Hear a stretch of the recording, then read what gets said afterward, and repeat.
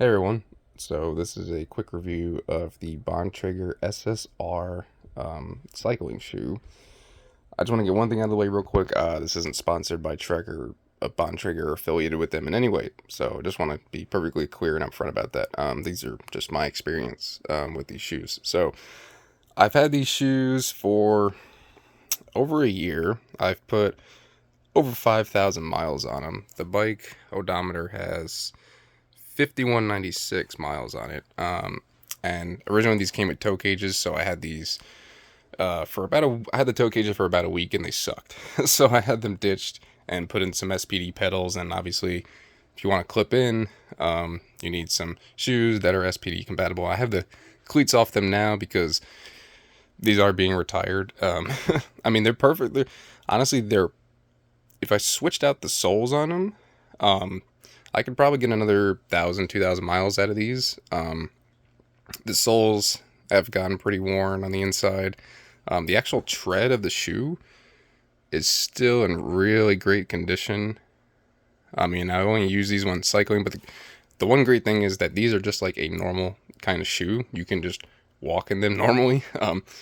I'll show you in a minute. I got some new cycling shoes, and I must say they are significantly more difficult to walk in than these, because these are just when the pedals are in there, it's very flush.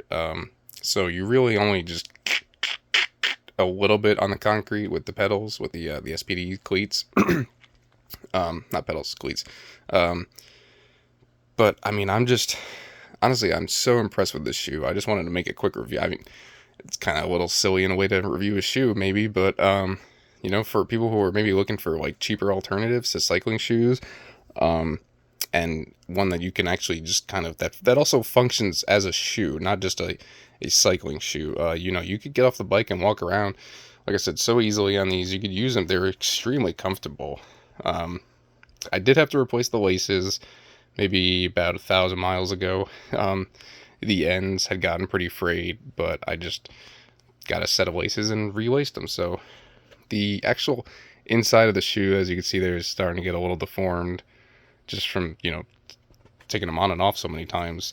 Or 5,000 miles, that's that's a lot of rides. But these have been through dirt, mud, sand, grit. They've been wet. They've been through every condition pretty much except for snow. We don't get snow here. And they've just held up so well. I maybe wiped them down once, and then I was like, well, after the next ride they got filthy, and I was like, well, what exactly was the point of that? So what I actually did is I just used a little bit of like a leather cleaner kind of, and then a tiny bit of like almost like spray wax in a way, and it kind of just like waterproofed them in a way, almost like water would just run right off them, which was great. One little downside of these is they're not the most breathable shoe. My feet did get pretty worn, but honestly, warm and sweaty, and still holding up so well for over 5,000 miles. I think that's really a testament to how well these are built and how great of a shoe they are. So I just wanted to make this quick little video. Like I said, just I think these ran me about $129 maybe a year ago. So I'm sure prices have probably changed. But that's honestly, in the grand scheme of things, that's pretty inexpensive for a cycling shoe, and also one that doubles as a normal shoe. So real quick, we'll get my replacement for this, and these are the Bontrager Circuit cycling shoe. So as you can see, much more raised.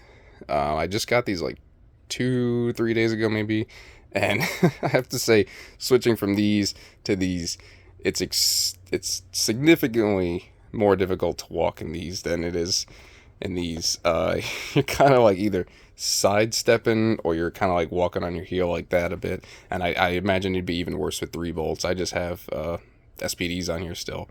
I enjoy the SPDs, so I don't really have a reason to go to 3 volt. Not that there's anything wrong with it. I'm just saying.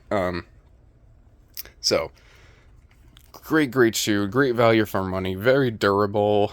And these were supposed to be the same color as my bike, but I don't really see it.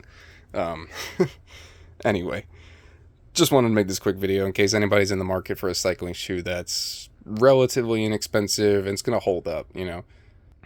Perhaps one of the worst things is buying something and it doesn't hold up and it, you know, it's really not very good value for your money, and, you know, nobody likes that. So I just wanted to spread the word that these are great alternatives to something more advanced like this. Now, these are so much more breathable, I have to say. You can see you got the little vent holes in there, whereas these just really don't. So a lot more breathable, probably over in the long run, more like, you know, actual sturdy on while biking. I mean, it is also more difficult, I'm noticing, like, you know, right off the bat, to clip in with these because they're so much more raised. I'm like kind of having to figure out, all right, where exactly is the cleat over the pedal, you know. I'm sure once I get used to it, that'll become just second nature, but going from something like this to that is a bit of a change. So keep that in mind if you do plan on upgrading in the future. Like I said, this is just my experience. Just want to share it. Hopefully you found this video helpful. If you did, you can leave a like. You don't have to. I'm not in it for the money. Just, you know, kind of spreading the word out there. So thanks for watching, guys.